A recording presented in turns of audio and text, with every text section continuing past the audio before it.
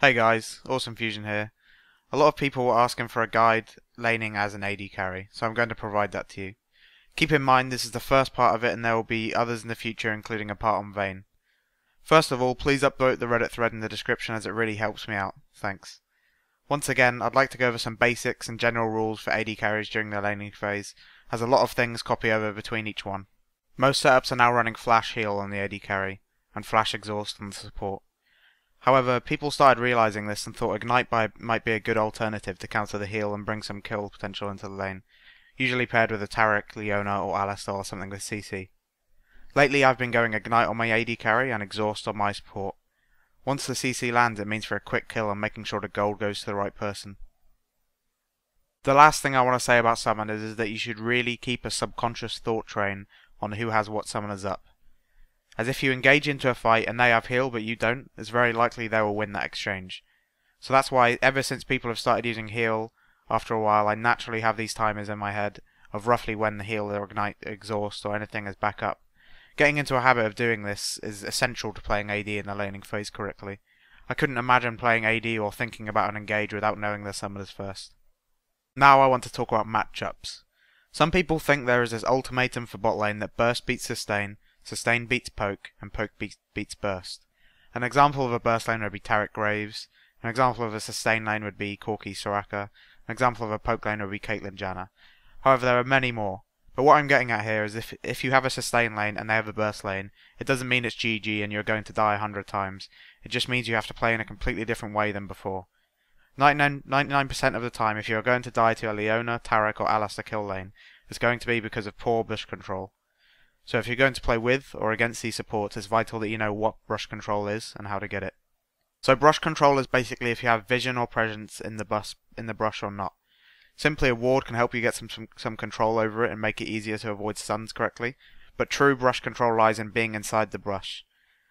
Preferably a pink ward on it so they can't see inside. This makes it extremely easy to zone the enemy AD into getting little or no CS, and it may bait him out into getting greedy and then getting caught. So now I've told you how important brush control is, I'll tell you how to get it, or get it back. Usually the lane with the more CC or the more aggressive early AD will try to get brush control, and it'll definitely be easier for them to get it too. However, if they get control of the brush, it isn't the end of laning. You don't have to run in and try to get CS dying, or you don't have to run into mid lane and complain about your support. There are two options. You can buy some wards yourself, ward the brush, and take back control of it, or your support can do it. Now for example, if you're playing a sustain lane versus a burst lane, you need to know when to trade or when to back off. Ideally you want to trade a bit of damage and then back off again until you're healed up. This may seem like a simple tactic, but many seem to fail to grasp the concept of it. Obviously, if you are the burst lane, your job is the other way round, and use all of your burst at once and try to get a kill. If you fail, it's likely you'll want to go back as a sustain duo will just heal up and it will be difficult for you to lane then. Say you were a poke lane versus a sustain lane. This is probably one of the most difficult counters to go against unless you basically turn the lane the other way round and get a bit more aggressive. A good example of this is Janna. She isn't necessarily known to be involved with kill lanes, but it's very possible still. Getting knocked up and receiving a lot of burst with her shield can result in a kill. So this is probably your more ideal way of dealing with a sustain lane as a poke lane. Poke versus sustain lane has to be fairly obvious. Try to get a kill before they poke you down, however too much can be hard against champions like Alistar and Janna, as the amount of CC they can provide can make it very difficult to get some kills. My three favourite lanes have to be Corki Leona, Urgot Soraka, and Kog'Maw Nunu. So you may want to know some things like when to kill the tower, when to freeze the lane, and when not to, etc. I'll put all these things like this under something called lane mechanics. We'll talk about that now. One of the most common mistakes can be killing the tower too early. In my opinion, you shouldn't kill the tower before 12 minutes, or at least before you feel you can put some significant pressure elsewhere on the map, as when you've killed the bottom tower it's likely you'll want to go mid and take that one too. Freezing the lane can be even easier on bot lane than on top, as you have a support to help you do it. Say there's an entire wave coming straight towards your naked tower. Just hold it there, tank the minions until yours come back, and laugh as your enemies lose XP and gold. Of course, if they notice this and attempt to stop you, it's not worth dying for. I think Wriggles deserves its little own part here. The only time I ever go Wriggles is if I'm Kog'Maw Nunu. Some people like to go Wriggles if they're behind or if they're being owned in lane. Don't do this as it's basically wasting 1600 gold on having very little damage. which is your main role in teamfights. Just from my experience, people tend to finish Wriggles too late anyway. Genja was only building Wriggles for lane dominance and he usually built it quite early. Getting a Wriggles at 18 minutes won't help you out at all. I can't really give advice on last hitting, you just have to practice it.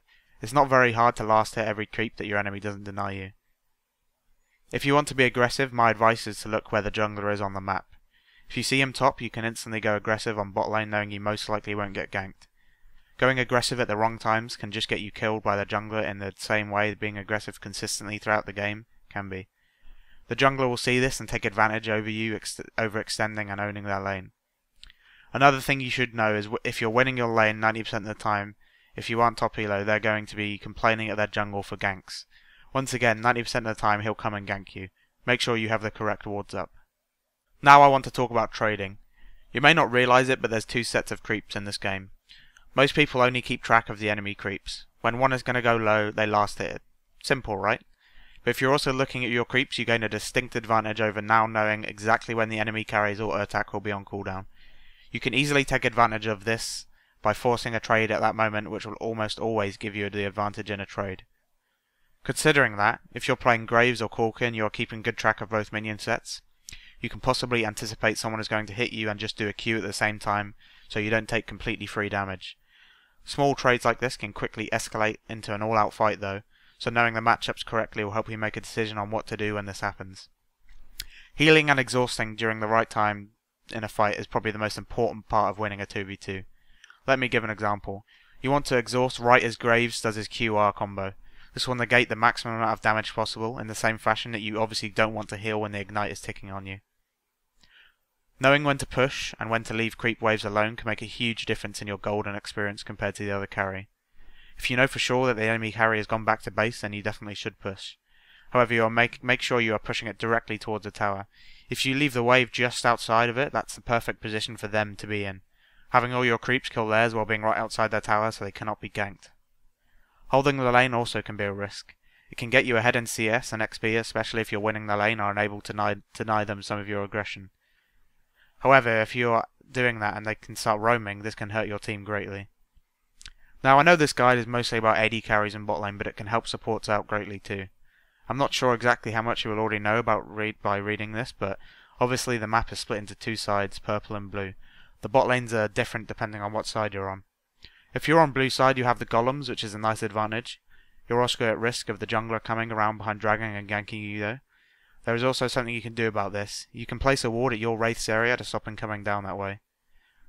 Then obviously is the next ward at dragon, not directly in front of the tri-bush. The amount of times I've seen people place wards in the other small brush next to the tri-brush is amazingly annoying. On purple side, the main ward you want is in the tri-brush. However, people can still run down the river to gank since you won't have vision there. This can be easily fixed just by placing two wards. One at tri-brush and one at dragon. Obviously you have to be conservative with your wards though, so don't place them randomly. If you see the jungler top, that means you usually won't need a ward for now. You'll just have to think where he's going and what time frame he could be bottom. A lot of junglers also can gank through the lane using bushes as cover.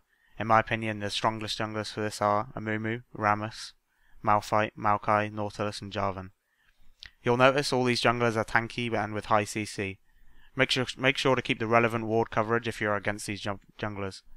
Nocturne can also be a pain on bot lane as well. I don't really have a solution for him except Janna and Alistar. Also, the last thing you should have to worry about gank-wise is teleport ganks. If someone on the enemy team has teleport, you must always make sure the wards are pinked in your own lane brush.